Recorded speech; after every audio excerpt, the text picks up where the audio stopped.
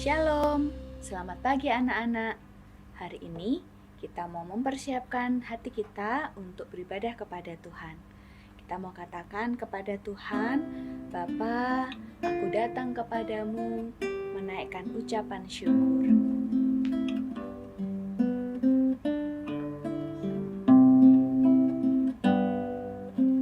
Bapa, datang padamu, naikkan ucapan syukur atas kasih anugerah-Mu yang indah setiap hari. Pagi hari, siang hari, sore dan malam hari,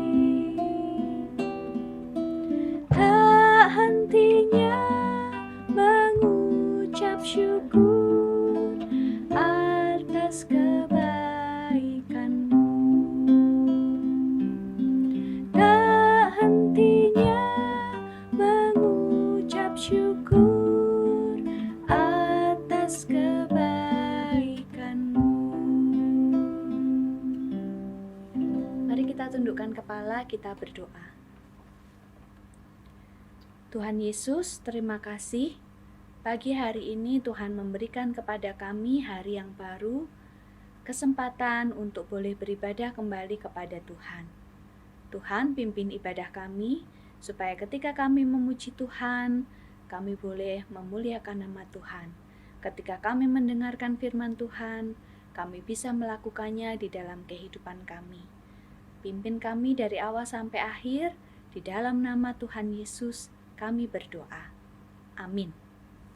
Anak-anak, mari kita menjadi anak-anak Tuhan yang tidak mudah menyerah dan tidak mudah lelah. Kita mau nyanyikan, jangan lelah bekerja di ladangnya Tuhan. Kita pujikan lagu ini dengan bertepuk tangan ya.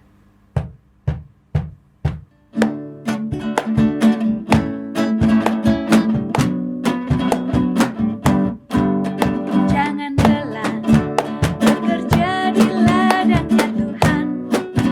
Roh Kudus yang beri kekuatan, yang mengajar dan menopang. Tiada lelah bekerja bersama-Mu Tuhan, yang selalu mencukupkan atas segalanya.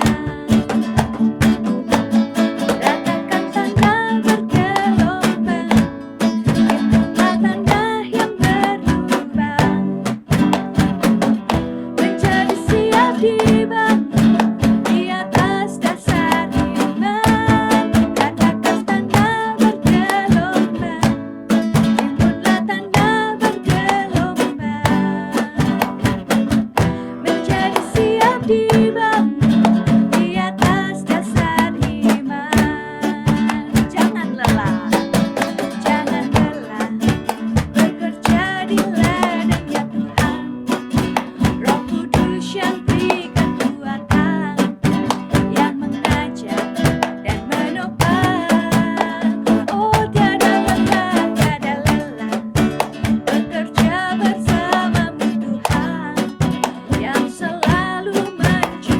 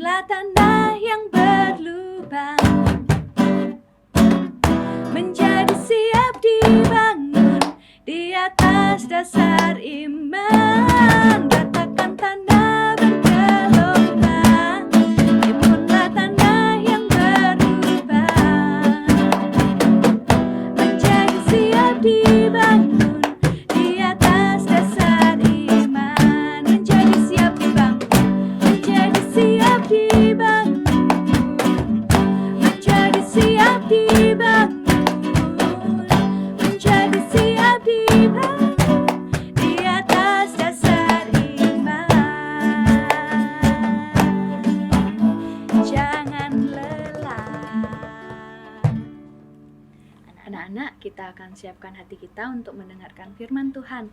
Kita sama-sama naikkan pujian Ajaib Firman Hidup.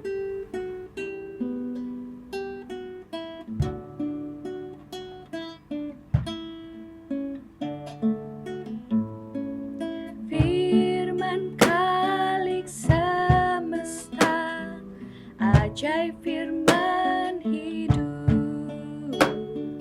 yang mengasuh makhluknya, ajaib firman hidup, bimbingannya tepat bagi orang sesat, firman indah, firman ajaib, firman yang beri hidup, firman indah, firman ajaib, firman yang beri hidup. Firman Khalik semesta, ajaib firman hidup yang mengasuh makhluknya, ajaib firman hidup, bimbingannya tepat bagi orang sesat, firman indah, firman ajaib, firman yang beri hidup, firman indah, firman ajaib, firman yang beri hidup. Siapkan Alkitab kalian, siapkan hati kalian. Tuhan Yesus memberkati. Shalom anak-anak, selamat pagi. Losi Yasmin bersyukur bahwa hari ini kita bisa bertemu lagi di acara sekolah minggu kita. Dan Lose percaya bahwa kalian semua rindu untuk mendengarkan kebenaran firman Tuhan pada pagi hari ini. Nah, sebelum kita mendengarkan kebenaran firman Tuhan hari ini, mari kita berdoa terlebih dahulu. Mari kita berdoa. Tuhan Yesus, kami mengucap syukur untuk pagi hari ini Tuhan masih memberikan kami kesempatan untuk kami belajar firman Tuhan. Tuhan tolong kami, biarlah hikmat-Mu Tuhan yang menolong kami, memampukan kami untuk mengerti dan memahami apa yang Tuhan inginkan dari kami untuk kami lakukan di dalam kehidupan kami. Berfirmanlah ya Tuhan, kami anak-anak-Mu siap untuk mendengarkannya. Di dalam nama Yesus, hamba-Mu berdoa dan mengucap syukur. Amin. Nah anak-anak, pagi hari ini Losi Yasmin akan bercerita tentang satu orang bapak yang sangat sampai hari ini kita kenal. Bahkan bapak ini bisa jadi namanya seringkali digunakan oleh papa mama kalian untuk dijadikan nama dari anak-anak mereka. Bahkan bisa jadi di antara kalian ada yang sama seperti nama bapak ini. Dia adalah Bapak Yeremia. Dia adalah seorang nabi yang sangat terkenal. Dia adalah seorang nabi yang besar. Namanya mungkin sampai hari ini kita tidak pernah bisa melupakannya. Anak-anak, Nabi Yeremia terkenal dengan nabi yang meratap. Nabi yang menangis. Loh kenapa loh? Kok dia meratap? Kok dia menangis? Ya, karena ketika dia melayani Tuhan anak-anak, dia sering sekali ditolak. Dan ingat anak-anak, yang paling penting dari cerita Nabi Yeremia, ketika dia di dalam rahim ibunya, ketika dia di dalam kandungan ibunya, Tuhan sudah sangat mengenal siapa Nabi Yeremia. Bahkan ketika di dalam rahim ibunya pun, Nabi Yeremia ini sudah ditetapkan oleh Tuhan untuk menjadi nabi bagi bangsa-bangsa. Tapi anak-anak, sebagai seorang nabi, kalau kita dengar kata nabi ya anak-anak ya, itu berarti bahwa Yeremia harus menyampaikan yang menjadi isi hati Tuhan kepada bangsa Israel yang dia layani saat itu. Dan itu bukan tugas yang ringan anak-anak, tapi itu adalah tanggung jawab yang sangat besar. Dan Nabi Yeremia ketika menghadapi tantangan, penderitaan menjadi seorang nabi, itu bukan hal yang mudah bagi Nabi Yeremia. Anak-anak, banyak penderitaan yang Nabi Yeremia alami. Suatu saat anak-anak, suatu hari ketika Tuhan berfirman kepada Yeremia, dia ingin agar Yeremia ini menyampaikan isi hati Tuhan kepada bangsa Israel. Untuk mengingatkan bangsa Israel bahwa bangsa Babel akan menyerang kota Yerusalem. akan menghancurkan kota Yerusalem. Bahkan bangsa Babel ini akan akan menguasai kota Yerusalem. Nah, anak-anak, Nabi Yeremia pun taat kepada Tuhan. Dia mendengarkan suara Tuhan itu dan dia menyampaikan kepada bangsa Israel bahwa bangsa Babel akan menguasai kota Yerusalem. Tetapi ketika bangsa Israel mendengar hal ini, anak-anak, mereka tidak mau mendengarkannya. Bahkan mereka marah, mereka benci kepada Nabi Yeremia. Mereka tidak mau mendengarkan apa yang Nabi Yeremia katakan. Lalu ternyata benar, anak-anak, apa yang disampaikan oleh Nabi Yeremia pun terjadi. Ternyata bangsa Babel pun datang ke kota Yerusalem, bahkan mereka mendirikan kemah-kemah mereka di luar tembok Yerusalem. Dan mereka ingin menguasai Yerusalem. Dan apa yang dilakukan oleh Nabi Yeremia? Tetap Nabi Yeremia tidak berhenti mengingatkan bangsa Israel bahwa bangsa Babel akan datang untuk menguasai kota Yerusalem. Dan bukan hanya menguasai, tetapi bangsa Babel akan menghancurkan, bahkan menjadikan Yerusalem rata dengan tanah. Kalau bangsa Israel tidak keluar dari kota Yerusalem, anak-anak, maka mereka bisa terbunuh. Dan apa yang terjadi, anak-anak? Ternyata mereka tidak mau mendengarkan kata dari Nabi Yeremia. Bahkan mereka berpikir bahwa Nabi Yeremia ini bersahabat dengan Raja Babel. Mereka berpikir bahwa Nabi Yeremia ini mengkhianati bangsa Israel. Karena setelah dia menyampaikan isi hati Tuhan ini, Nabi Yeremia bersiap-siap. Dia mau pergi dari kota Yerusalem. Sehingga mereka berpikir, bangsa Israel berpikir bahwa Nabi Yeremia mengkhianati mereka. Nah, anak-anak, ketika Nabi Yeremia bersiap-siap untuk keluar dari kota Yerusalem, akhirnya Nabi Yeremia ditangkap. Dia dipukuli, anak-anak. Karena mereka menganggap bahwa Nabi Yeremia ini mengkhianati mereka. Lalu dia dimasukkan ke dalam penjara. Tetapi apa yang terjadi dengan Nabi Yeremia? Nabi Yeremia tidak diam. Dia tetap taat kepada Tuhan. Dia tetap menyampaikan kebenaran itu. Bahwa bangsa Israel harus segera keluar dari kota Yerusalem. Nah, anak-anak, apa yang terjadi? Ternyata ketika berita ini sampai kepada raja, para tentara waktu itu menyampaikan kepada Raja Sedekia yang memimpin saat itu apa yang sudah dilakukan oleh Nabi Yeremia. Mereka bercerita semuanya bahwa Nabi Yeremia menyampaikan berita-berita buruk kepada bangsa Israel. Nabi Yeremia tidak melakukan sesuatu yang terbaik untuk bangsa Israel. Mereka menyampaikan seperti itu kepada Raja Sedekia. Padahal kalau kita tahu ceritanya, yang dilakukan Nabi Yeremia tidak seperti itu. Justru dia ingin menyampaikan satu kebenaran yang harus dilakukan oleh bangsa Israel. Tetapi ternyata tidak dilakukan oleh bangsa itu. Lalu kemudian tentara datang kepada Raja Sedekia, dan ketika Raja Sedekia mendengarkan semua ini, lalu Raja Sedekia berkata kepada para tentara itu demikian, "Lakukanlah seperti apa yang kau mau kepada Nabi Yeremia." Dan dia memberikan kebebasan kepada para tentara itu atau kepada rakyat Israel untuk melakukan apapun kepada Yeremia. Dan ternyata benar, anak-anak. Bangsa Israel, para tentara itu pun melakukan hal yang mereka sukai kepada Nabi Yeremia. Mereka membawa Yeremia ke dalam satu sumur dan melemparkan Yeremia ke dalam sumur itu. Sumur itu sudah gelap, berlumpur, anak-anak, dan dalam sekali. Dan mereka bahkan membiarkan Yeremia di dalam situ untuk mati kelaparan.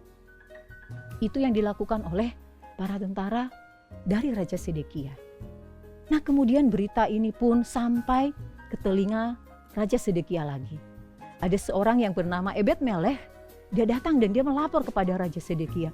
"Raja, bagaimana ini? Saya mendengar bahwa Yeremia telah dilemparkan ke dalam sumur yang gelap dan dibiarkan mati di situ kelaparan. Kalau dia dibiarkan seperti itu, dia akan mati. Sebaiknya kita harus menolong dia." Dan ketika Raja Sedekia mendengar hal itu, dia pun akhirnya setuju dengan Ebed-Melech. Mereka akhirnya dengan 30 orang pegawai istana datang ke sumur itu. Lalu mereka mengulurkan tali dan mereka membawa Nabi Yeremia keluar. Wah, luar biasa, anak-anak. Itu penyertaan Tuhan yang luar biasa bagi Yeremia. Walaupun tadi dia mengatakan dia tidak pandai berbicara, dia masih muda. Tetapi Tuhan memberikan penyertaan buat Nabi Yeremia. Ketika dia dikeluarkan, ketika dia selamat, Raja Sedekia memanggil Yeremia. Dia bertanya kepada Yeremia, "Apa yang harus saya lakukan untuk bangsa ini? Apa yang harus saya lakukan untuk kota Yerusalem?" Kemudian ketika Raja Sedekia menyampaikan hal itu kepada Nabi Yeremia pun berkata, Raja Sedekia, menyerahlah kepada Raja Babel, dan biarkanlah rakyatmu dibawa oleh Raja Babel, supaya rakyatmu ini bisa selamat, dan Tuhan pasti akan memulihkan kota Yerusalem bertahun-tahun ke depan. Tetapi apa yang dilakukan oleh Raja Sedekia, anak-anak? Raja Sedekia merengek, bahkan dia mengeluh. Wah, apa ini? Apa yang harus saya lakukan kalau seperti ini? Tidak mungkin saya harus menyerah kepada Raja Babel. Tidak mungkin rakyat saya dibawa ke Babel. Lalu kemudian anak-anak, apa yang terjadi ketika Raja Sedekia merengek seperti itu, dan akhirnya pun dia tidak taat kepada Tuhan. Akhirnya dia tidak mengikuti apa yang Nabi Yeremia sampaikan. Dan benar saja anak-anak, apa yang terjadi? Ketidaktaatan Raja Sedekia pun memberikan dampak yang sangat besar. Ternyata Raja Babel, bangsa Babel datang untuk menghancurkan kota Yerusalem. Dan kota Yerusalem, anak-anak, habis dilalap oleh api. Dan akhirnya anak-anak, kota Yerusalem pun hancur dan dikuasai oleh Raja Babel. Nah anak-anak, dari cerita ini kita melihat ketidaktaatan dari Raja Sedekia. Tapi bagaimana kehidupan Nabi Yeremia? Dia tetap tinggal di kota Yerusalem. Dia tetap diselamatkan oleh Tuhan. Kemudian Raja Sedekia bagaimana? Raja Sedekia walaupun dia berusaha kabur, dia tetap tertangkap anak-anak, dan di akhirnya pun dia tetap dibawa ke Babel. Raja Sedekia mengalami hukuman dari Tuhan karena ketidaktaatannya. Sementara Yeremia, bahkan Ebed-Melek yang menyelamatkan Yeremia, tetap di Yerusalem dan diselamatkan oleh Tuhan. Walaupun bangsa Israel dibawa ke Babel anak-anak, tetap Tuhan mau menyelamatkan dan memulihkan kota Yerusalem ini bertahun-tahun kemudian. Nah anak-anak, dari cerita ini kita belajar. Yeremia di tengah-tengah ketakutannya dia melayani Tuhan, di tengah-tengah ketidakpercayaan dirinya, dia masih muda, dia tidak pandai berbicara, tetapi dia percaya bahwa Tuhan memberikan dia kekuatan, Tuhan memberikan dia penyertaan yang sempurna untuk bisa menyelamatkan bangsa Israel ini, untuk melayani Tuhan. Itu yang dilakukan oleh Tuhan kepada Nabi Yeremia. Dan kita belajar anak-anak, dari kisah ini kita bisa belajar bahwa ternyata Tuhan pun bisa memberikan penyertaan yang sama kepada kita. Asalkan apa? Asalkan yang pertama, kita mau taat kepada Tuhan. Kita mau menggunakan kesempatan pelayanan yang diberikan oleh Tuhan kepada kita. Yang kedua, kita harus menyampaikan kebenaran itu, kebenaran yang Tuhan ingin kita sampaikan kepada orang lain. Yang ketiga, terus melayanilah dengan kasih. Seperti Nabi Yeremia, walaupun dia dipukuli, walaupun dia dihajar, walaupun dia dipenjarakan, dimasukkan ke dalam sumur, tetap Nabi Yeremia mau melayani dengan kasih. Dan yang terakhir, yang keempat, pantanglah untuk menyerah. Nabi Yeremia tidak mudah menyerah anak-anak, tetapi dia mau memberikan dirinya untuk melayani Tuhan yang dia sembah. Biarlah kiranya kita juga yang dikenal Tuhan dengan sangat baik, yang dipercayakan Tuhan kepada kita untuk melayani, marilah kita melayani Tuhan dengan baik. Marilah kita taat kepada Tuhan, marilah kita menyatakan kebenaran dari Tuhan, marilah kita melayani dengan kasih, dan marilah kita terus melakukan ini tanpa menyerah. Nah anak-anak, firman Tuhan ini sangat baik sekali, dan Lause Yasmin ingin mengajak kalian untuk membaca ayat hafalan kita sambil kita menghafalkan di Yeremia pasal 1 ayatnya yang ke-6.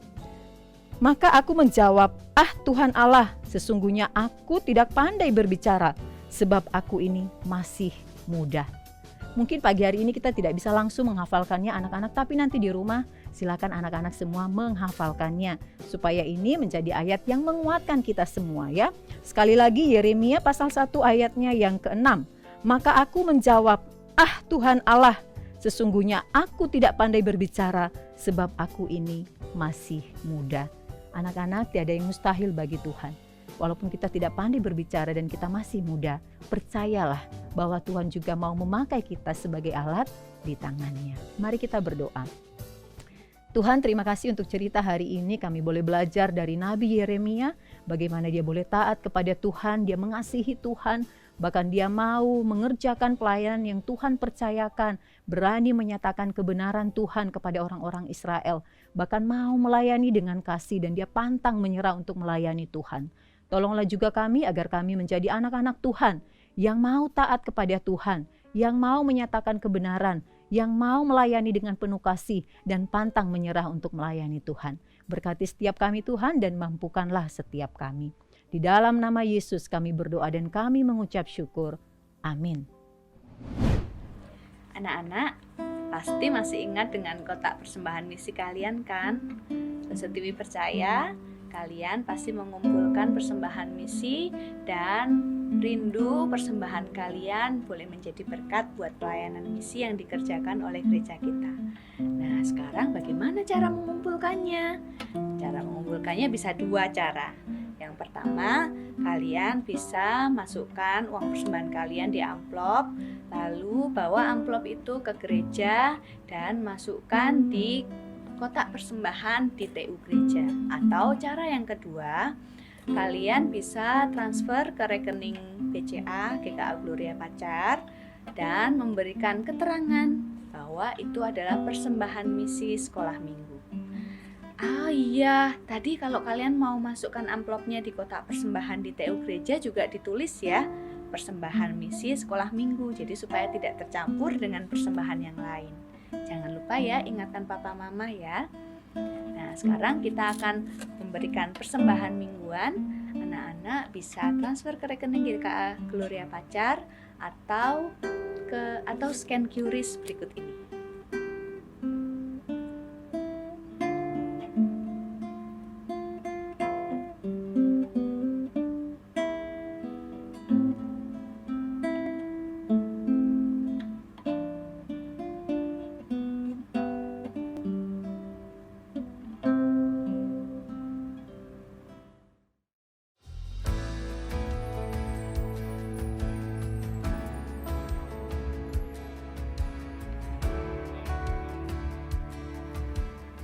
Anak-anak, ibadah kita hari ini sudah selesai.